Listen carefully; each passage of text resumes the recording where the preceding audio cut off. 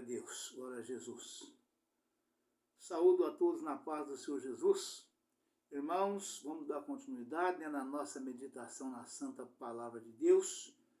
Nós estamos meditando hoje no livro de 2 Coríntios, no capítulo de número 4. Mas antes de começar a mensagem, mais uma vez eu trago o aviso, o porquê de eu estar usando essa máscara, As pessoas vê, acham estranho e quer saber por quê. É porque estou fazendo uns procedimentos dentários para simples correções. Nós já estamos nos últimos dias desses procedimentos. Até o final da semana, provavelmente já estará encerrados os procedimentos e nós estaremos já começando o mês de julho, em nome do Senhor Jesus, já de cara limpa, tá bom, irmãos? Tá certo? Então, este é o motivo.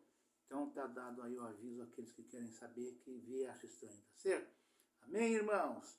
Aleluia, Pai, louvado seja Deus. Mas vamos à mensagem. 2 Coríntios, capítulo de número 4. O título da mensagem é Jesus Cristo é o único assunto de Paulo. O melhor, Jesus Cristo é o único assunto do ministério de Paulo. Aleluia, Pai. Pelo que tendo este ministério, segundo a misericórdia que nos foi feita, não desfalecemos. Antes rejeitamos as coisas que por vergonha se ocultam, não andando com astúcia, nem falsificando a palavra de Deus. E assim nos recomendamos à consciência de todo homem, na presença de Deus, pela manifestação da verdade. Mas se ainda o nosso evangelho está encoberto, para os que se perdem, está encoberto, nos quais o Deus deste século cegou o vosso entendimento.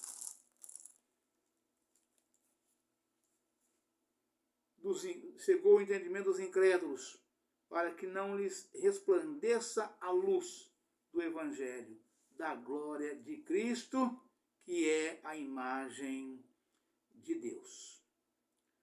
Porque não nos pregamos a nós mesmos, mas a Cristo Jesus, o Senhor, e nós mesmos somos vossos servos, por amor de Deus, por amor de Jesus. Porque Deus, que disse que das trevas resplandece a luz, é quem resplandeceu em nossos corações, para a iluminação do conhecimento da glória de Deus na face de Jesus Cristo. Temos, porém, esse tesouro em vasos de barro, para que a excelência do poder seja de Deus e não de nós. Em tudo somos atribulados, mas não angustiados, perplexos, mas não desanimados, perseguidos, mas não desamparados, abatidos, mas não destruídos, trazendo sempre por toda parte a mortificação do Senhor Jesus no nosso corpo, para que a vida de Jesus se manifeste também em nossos corpos. E assim nós, que vivemos, estamos sempre entregues à morte por amor de Jesus, para que a vida de Jesus se manifeste também em nossa carne mortal. Aleluia, Pai, louvado seja Deus, glória a Jesus. De maneira que em nós opera a morte, mas em vós a vida. E temos, portanto, o mesmo espírito de fé, como está escrito: cri, por isso falei. Nós cremos também, por isso também falamos. Sabendo que o que ressuscitou o Senhor Jesus nos ressuscitará também por Jesus e nos apresentará convosco. Por tudo isso é por amor de vós, porque tudo isso é por amor de vós, para que a graça, multiplicada por meio de muitos, torne abundante a ação de graças, para a glória de Deus. Aleluia, Pai, louvado seja Deus. O desígnio e efeito das aflições, as coisas visíveis são contrapostas às invisíveis. Por isso, não desfalecemos, mas ainda que o nosso homem exterior se corrompa, o interior, contudo, se renova de dia em dia. Porque a nossa leve e momentânea tribulação produz para nós um peso eterno de glória muito excelente, não atentando nós nas coisas que se veem, mas nas que se não veem, porque as que se veem são temporais, e as que não se veem são eternas. Amém, irmãos? Aleluia, Pai, louvado seja Deus. Glória a Jesus, louvado seja Deus. Irmãos, Paulo, trouxe nessa epístola de 2 Coríntios, capítulo número 4, ele trouxe aqui uma apresentação dos grandes sofrimentos que sofre um verdadeiro servo de Deus. Ele fez aqui uma explanada, aqui uma explanação de todo tipo de sofrimento, que o homem pode sofrer por amor a Cristo, por servir a Cristo com sinceridade de coração. Ele falando aqui sobre as marcas do sofrimento, na nossa carne, no nosso corpo físico mortal, são as marcas de Cristo, E porque Paulo sofreu, eu não conhecia o apóstolo Paulo, evidentemente, e ninguém que está me ouvindo conheceu também. Mas, pela leitura da palavra, das epístolas que Paulo traz, e nós lemos e meditamos, eu posso imaginar um homem com o corpo inteiro lapidado de cicatrizes, desde a raiz do cabelo até a ponta do dedão do pé.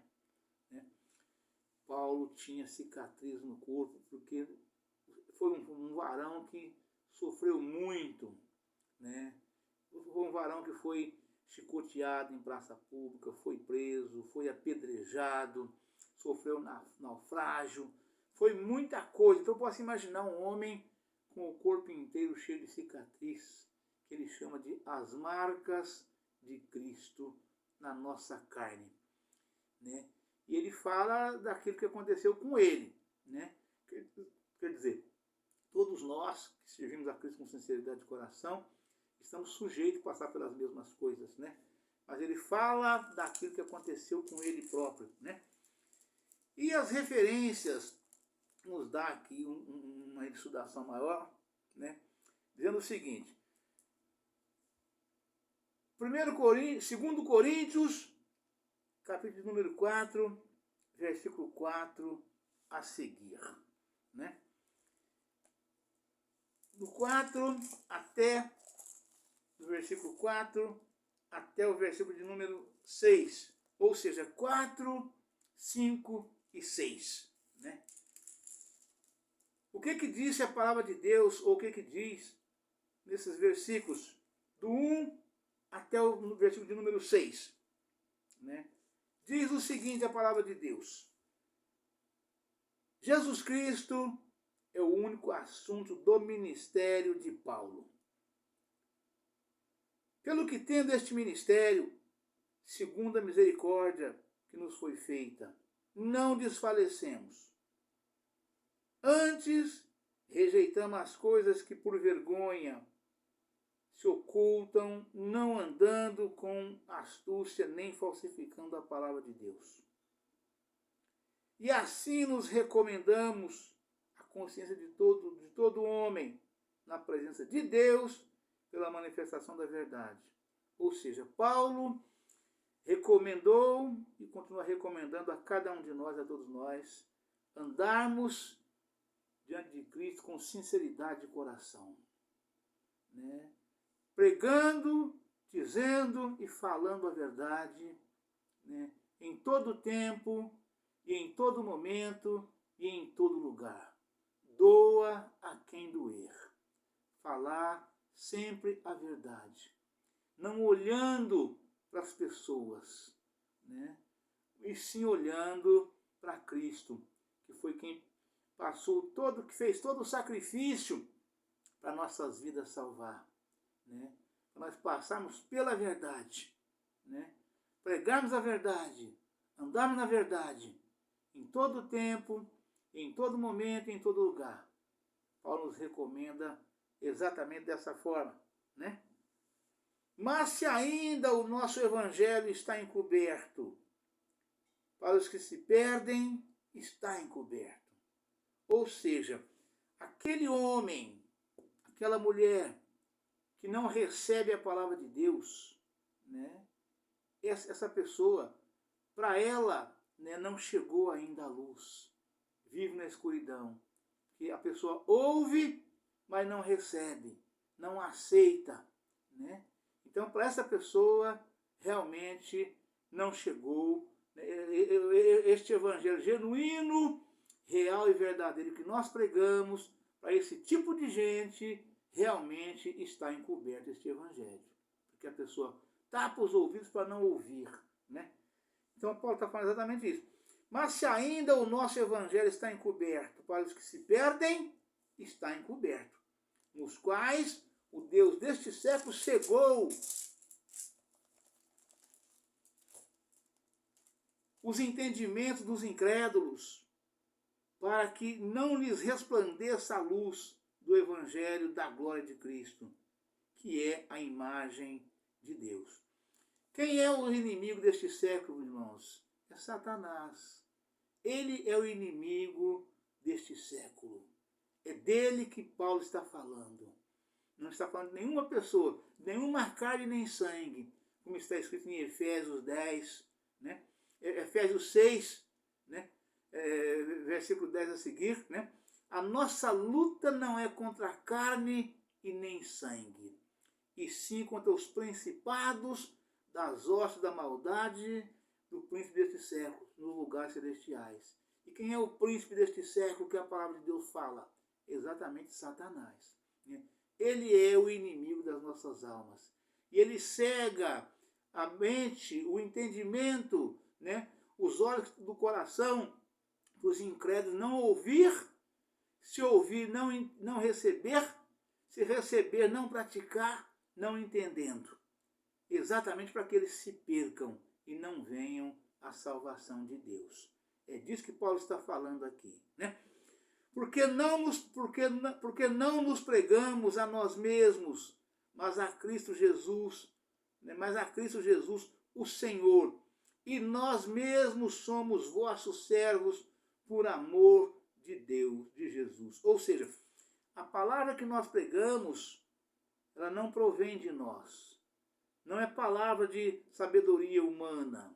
Não é palavra de sabedoria de homem, né? Não é palavra que nós aprendemos na escola, né? E sim, palavra revelada que vem diretamente aos nossos corações por nosso Senhor e Salvador Jesus Cristo, através do divino Espírito Santo do Senhor. É Ele que nos entrega a mensagem do Senhor, para que nós possamos trazer para os irmãos, as irmãs, para todos aqueles que nos ouvem, que nos veem, essa mensagem do Evangelho genuíno, real e verdadeiro.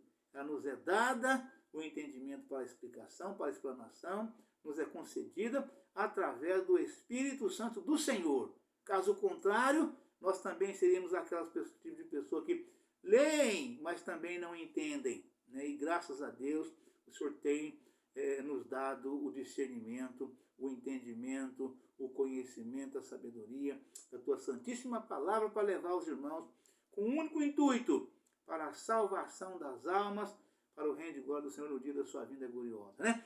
E Paulo continua falando aqui, irmãos. Aleluia, Pai, louvado seja Deus, né? Porque Deus, que disse que das trevas resplandece a luz, é quem resplandeceu em nossos corações. Ou seja, quem é esta luz, irmãos? Esta luz é Jesus. Foi Deus quem falou, né? Das trevas resplandece a luz. E esta luz é Jesus. E foi o Senhor quem disse, né? Aleluia, Pai. Louvado seja Deus. Aleluia, Pai. Aleluia, Pai. Para a iluminação do conhecimento da glória de Deus. Para abrir a nossa mente, para nos iluminar, né? Para que tenhamos conhecimento da glória de Deus. Quão grandes coisas tem feito o Senhor por nós.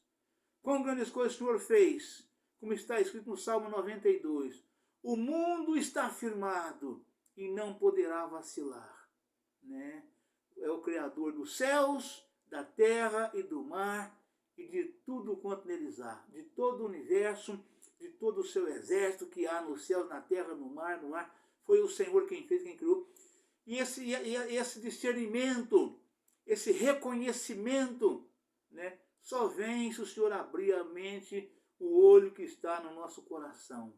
Caso contrário, a gente contempla, vê e acha que é uma obra do acaso.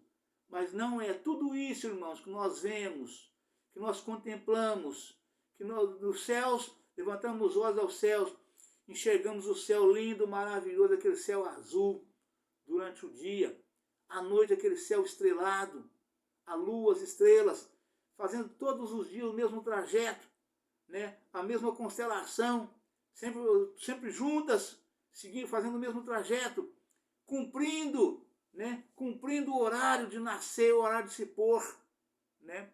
Não é obra do acaso, irmãos, é uma precisão extraordinária. E tem uma mensagem onde o Senhor fala que, ele falando sobre o exército do céu, e ele falando que e a testemunha no céu é fiel, né? Ele estava falando da lua, porque a lua ela tem 4 quartos durante o mês, né? A lua, o ciclo da lua se dá a cada 28 dias. A cada 7 dias ela muda, né? Ou seja, lua nova, 7 dias depois vem o quarto crescente. 7 dias depois vem a lua cheia. 7 dias depois vem a minguante. E ocorre a cada 28 dias. Não falha, irmãos. Não falha, não tarda, não falta. É algo tremendo, é coisa da parte. Só nisso aí o homem já é para parar e se perguntar, né? Existe um Deus, Criador de todas as coisas. Criou os céus, a terra e o mar, e tudo que neles existe. Existe, está escrito. Só que alguns não creem. Não vou dizer muitos, mas tem uma porção que não creem, né? E só de olhar, de contemplar, de ver, já é para a pessoa falar, puxa vida, qual é o cientista que poderá fazer algo semelhante?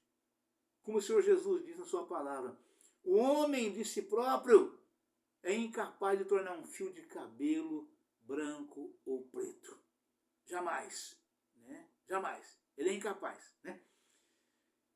E a palavra continua falando, né? Aleluia, Pai, louvado seja Deus, né?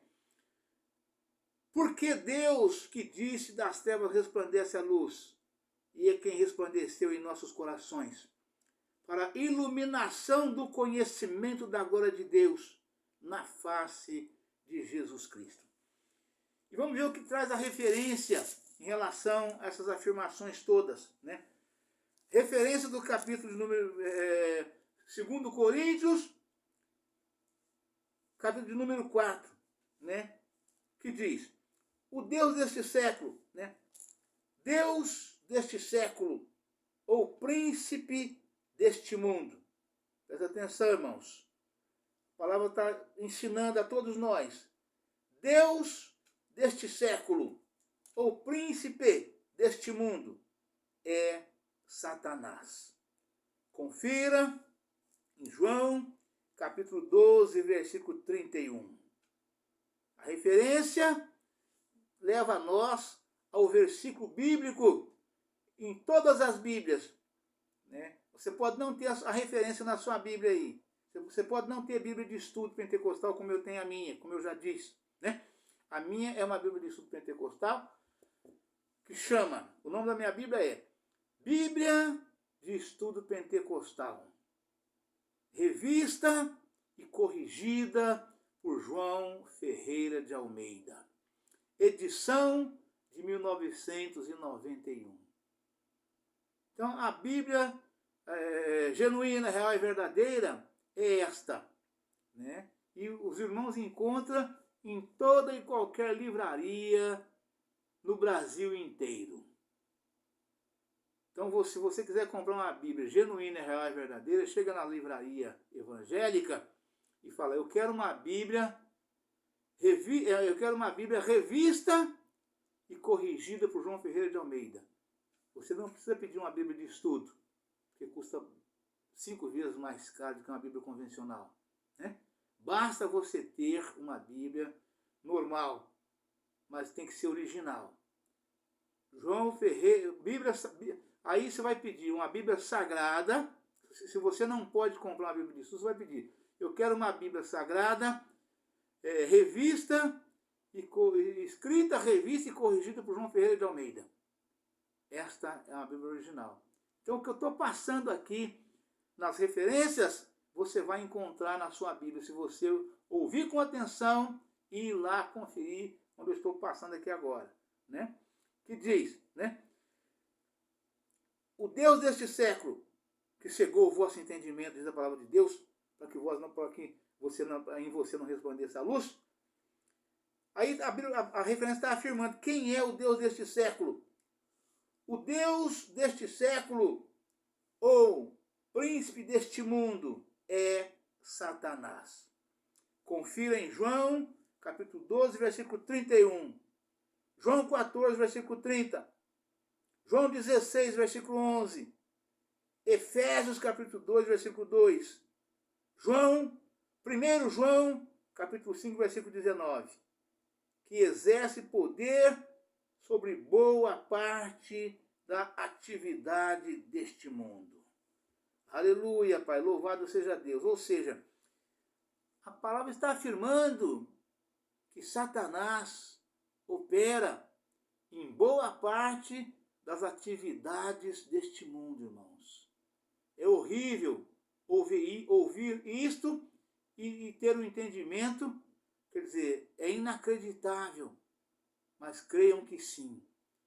Quando a palavra de Deus afirma, né, que pessoas são usadas por Satanás para fazer o mal na vida das pessoas, não é macumba só não, não é feitiçaria só não, não é magias negras só não, é na vida normal mesmo, é no trabalho, nas empresas produtivas, de todo tipo de segmentos, né? Existe, e a palavra está afirmando isso aqui, né?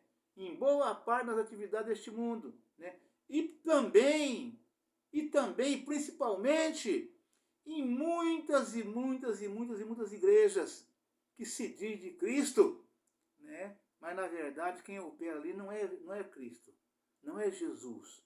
Aquela obra não é de Deus, é só fachada. Você vê isso pelos procedimentos das pessoas, de um modo geral, né? Você bate o olho e você vê que não é uma árvore que produz bons frutos.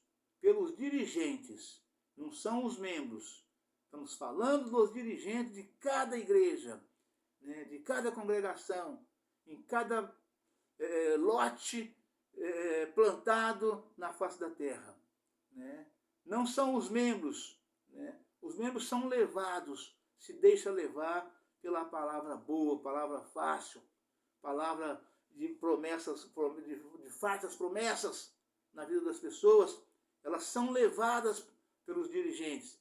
E os dirigentes são usados por Satanás, né? E essas pessoas são as pessoas que são cegadas para não ver a luz, diz a palavra de Deus. O Deus deste século cegou o vosso entendimento. Deus deste século, ou príncipe deste mundo, é Satanás, né? Já passei por duas vezes, né? Que exerce poder sobre boa parte da atividade deste mundo. Ele governa como usurpador, e seu governo é temporário e não absoluto. ou seja, por pouco tempo, ou por algum tempo, e não é um poder absoluto. Né? Este é o poder de Satanás que governa no mundo. Ele governa como usurpador, e seu governo é temporário e não absoluto. Satanás continua agindo, mas somente segundo a vontade permissiva de Deus, até ao fim da história. Apocalipse, capítulo 19, versículo 11. Apocalipse, capítulo 20, versículo 10. Aqueles que não se submetem a Jesus Cristo permanecem sob o controle de Satanás. Este cega os olhos deles à verdade e à glória do Evangelho, a fim de não serem salvos. A solução para essa trágica situação é neutralizar a atividade dele, mediante a intercessão e pregar o Evangelho do poder do Espírito Santo. Atos capítulo 8, capítulo 1, versículo 8. Para que o povo ouça e entenda e decida crer ou não. Versos 5 e 6. Ver em Mateus capítulo 4, versículo 10, nota sobre Satanás. Aleluia, Pai, louvado seja Deus. Glória a Jesus. Aleluia, Pai. Versículo 7. Esse tesouro em vasos de barro. Né? Versículo 7 está escrito: temos, porém, esse tesouro em vasos de barro, para que a excelência do poder seja de Deus e não de nós. Né? A referência diz sobre essa afirmação é o seguinte: esse tesouro em vaso de barro.